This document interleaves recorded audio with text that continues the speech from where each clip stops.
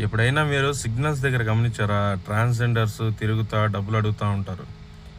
చాలా సార్లు చూసి నేను ఎందుకో అడగాలనిపించి అడిగాను. ఏంటండి మీరు యాక్టివ్‌గానే ఉంటారు గదా! ఎందుకు ఏమన్నా పని చేసుకొని సంపాదించుకోవచ్చు కదా! ఎందుకు ఇట్లా అడుక్కోవడం అది ఇది అని చెప్పానంటే, మేము పని చేయడానికి రెడీయే అండి.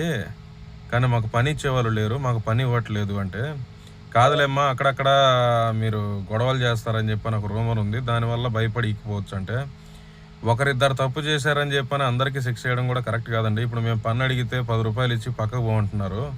సో, వాళ్ళే అలవాటు చేశారు. మేము పని చేయడానికి సిద్ధమే. మాకు పని ఇచ్చేవాళ్ళు లేరు అన్నారు. నాకు పనిచ్చే రేంజ్ లేదండి. పరిస్థితులు నేను నన్ను పోషించుకోవడమే కష్టంగా ఉంది.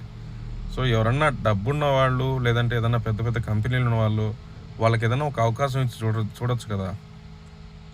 అంటే సలహా ఇయడం ఈజీ, దాన్ని భరించడం కష్టం అని చెప్పనేది అంటారు. సో, ఒకసారి ఇస్తేనే కదండీ వాళ్ళు ప్రూవ్ చేసుకుంటారు. మనం ఎందుకు చేదరించుకోవడం కంటే ఒకసారి అవకాశం ఇచ్చామనుకోండి, చేస్తే హ్యాపీ. చేయకపోతే ఇంకా అది అక్కడ చూపించి మనం మాట్లాడొచ్చు. ఇలా ఉంటారు కాబట్టే మేము ఇవ్వట్లేదని.